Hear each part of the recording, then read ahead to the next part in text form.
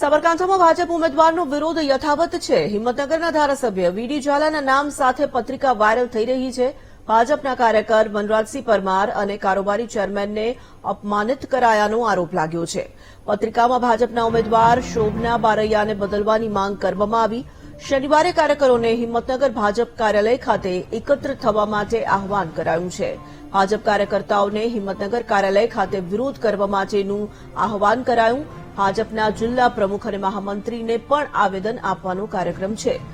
MLA વીડી ઝાલા જાહેરમાં માફી માંગી રાજીનામું આપે તેવી પણ પત્રિકામાં માંગ કરવામાં આવી છે। લોકસભા ઉમેદવાર શોભના બારૈયાને પણ બદલવાની આ પત્રિકામાં માંગ કરવામાં આવી છે।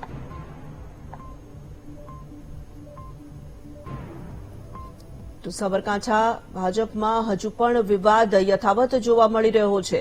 લોકસભાના જે ઉમેદવાર જાહેર કરવામાં આવ્યા છે શોભનાબેન બારૈયા, તેમનો વિરોધ હજુ પણ યથાવત છે। પત્રિકા કાંડ વધુ એક વખત સાબરકાંઠાના રાજકારણમાં પ્રવેશ્યું હોય તેવું લાગી રહ્યું છે। જે વિવાદ છે તેની વચ્ચે એક પત્રિકા વાયરલ થઈ છે અને તેમાં ખાસ કરીને કાર્યકર્તાઓને આહવાન કરવામાં આવ્યું છે એકત્રિત થવા માટેનું। વીડી ઝાલાના નામે પણ વિરોધ વ્યક્ત કરવામાં આવી રહ્યો છે। વીડી ઝાલા રાજીનામું આપે તેવી માંગ આ પત્રિકામાં કરવામાં આવી છે અને સાથે સાથે લોકસભા ઉમેદવાર બદલવામાં આવે તેવી પણ માંગ કરાઈ। સંદીપ પટેલ જોડાઈ ચૂક્યા છે, વિગતો પ્રાપ્ત કરીશું। સંદીપ, સાબરકાંઠા ભાજપમાં જે વિવાદ છે તે હજુ પણ યથાવત છે। એક તરફ જે રીતે વીડી ઝાલાનો વિરોધ થઈ રહ્યો છે, બીજી તરફ ભાવના બારૈયાને બદલવામાં આવે તેવી માંગ હજુ પણ યથાવત છે। એ તો કચ્છી તોરણ ભાજપમાં ભડકો થઈ રહ્યો છે ત્યારે દિન પ્રતિદિન કાર્યકર્તાઓમાં ક્યાંક ને ક્યાંક વિવાદ છે તે યથાવત રહ્યો છે।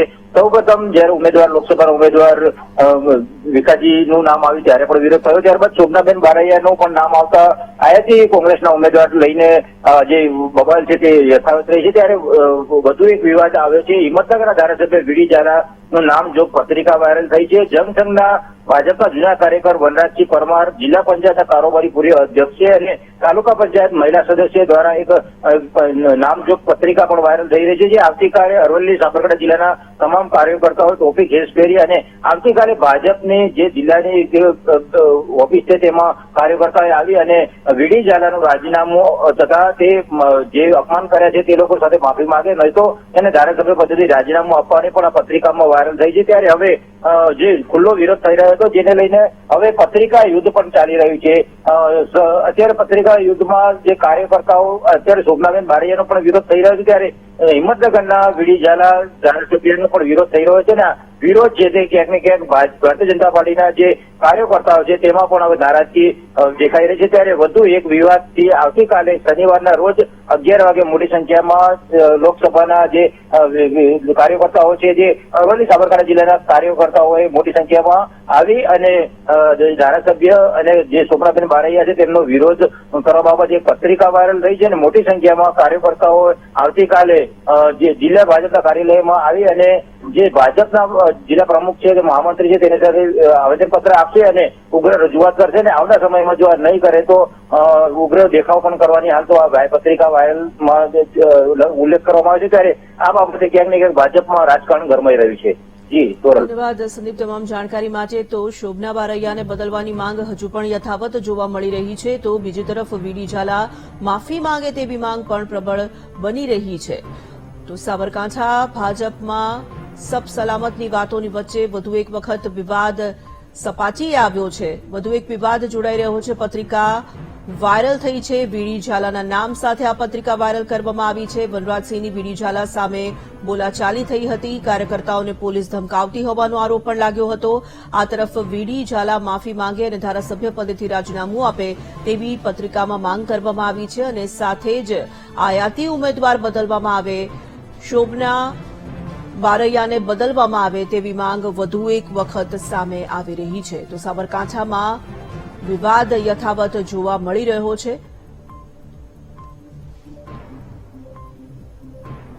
ભારતીય જનતા પાર્ટીના મહામંત્રી સાબરકાંઠાથી વિજય પંડ્યા ફોનલાઈન પર જોડાઈ ચૂક્યા છે। વિજયભાઈ, સ્વાગત કરીએ છીએ આપનું વીટીવીમાં। જે પત્રિકા વાયરલ થઈ છે, બે બાબતોનો ઉલ્લેખ ખાસ કરીને આ પત્રિકામાં કરવામાં આવ્યો છે। એક તો બારૈયાનો વિરોધ થઈ રહ્યો છે, તેમને બદલવામાં આવે તેવી માંગ કરાઈ રહી છે, તો બીજી બાજુ વીડી ઝાલાનો પણ વિરોધ છે। શું પ્રતિક્રિયા આપશો આપ? હવે આપે જે વાત કરી એ સંદર્ભમાં અમને જિલ્લા કક્ષાના લીડરોને પ્રદેશ કક્ષાએ અમારી બેઠક અમને સાંભળી લીધેલા છે, બરોબર. એ પછી વિરોધ એ તો સ્વાભાવિક વસ્તુ ચાલે કરતું હોય છે, પણ નિર્ણય છેવટે દિલ્હી હાઈકમાન્ડ લેતું હોય છે. અને જે નિર્ણય આવે દિલ્હી હાઈકમાન્ડનો એ ભારતીય જનતા પાર્ટીના દરેક કાર્યકર્તા શિરોમાન્ય હોય છે, એવું હું માનું છું. પણ પત્રિકામાં તમામ કાર્યકર્તાઓને એકત્રિત કરવાનું આહવાન કરાયું છે અને નારાજગી છે તે તો વારંવાર સામે આવી રહી છે, તો નુકસાન નહીં જાય આ નારાજગીથી? હલો વિજયભાઈ, નુકસાન નહીં જાય આ નારાજગીથી? આપનો અવાજ એકદમ ધીમો આવે છે. હું આપને એ પૂછવા માંગુ છું વિજયભાઈ કે જે નારાજગી વારંવાર સામે આવી રહી છે, ઉમેદવારને સ્વીકારવા માટે તમારા કાર્યકર્તાઓ જ તૈયાર નથી, તો તમને એવું નથી લાગતું કે નુકસાન જઈ શકે છે ત્યાં? એ જે નારાજગી આવી રહી છે, અમે પ્રદેશના જે મોવડી મંડળ છે એને અમે મારી રીતે અમારા પ્રમુખ શ્રી સાહેબ સીધા આયોજનમાં છે ને જે કઈ નારાજગી છે ત્યાં દર્શાવી દીધી, બરોબર. જી, અને વીડી ઝાલા જાહેરમાં માફી માંગીને જે નારાજગી છે ત્યાં પ્રદર્શિત કરી દીધી. વિજયભાઈ, વીડી ઝાલાને લઈને પણ વિવાદ છે, કહી રહ્યા છે કે ધારાસભ્ય પદેથી રાજીનામું આપીને જાહેરમાં માફી માંગે, તે સંદર્ભે શું કહેશો આપ? એ સંદર્ભ મને તો કોઈ માહિતી મળી નહીં, માફી માંગે એવું કોઈ મને. હું બહાર હતો આવતીકાલે ક્ષેત્રમાં પિતા ચુનાવ તો રાતે મોડો આવ્યો છું, બરોબર. તો એ બાબતે માફી માંગવાનું એ કઈ મારા ધ્યાન પર આવી નથી. જે પત્રિકા વાયરલ થઈ છે આપના સુધી પહોંચી નથી વિજયભાઈ? ના, હું કાલે ક્ષેત્રમાં હતો, આખો દિવસ ક્ષેત્રમાં હતો. તો આપ વીટીવી પર પણ આ પત્રિકાને જોઈ શકશો. અને ખેર, ત્યારબાદ આપની પ્રતિક્રિયા લેવા માટે ફરી આપની સાથે જોડાઈશું. ધન્યવાદ અમારી સાથે જોડાવા માટે. જી, એટલે પહોંચી જશું, બરોબર.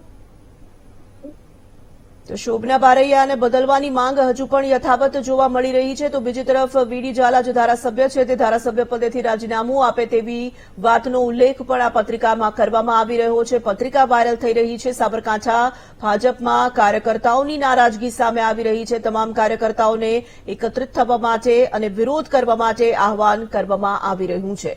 તો વીડી ઝાલાના નામ સાથે પત્રિકા વાયરલ થઈ હોવાની વાત સામે આવી રહી છે.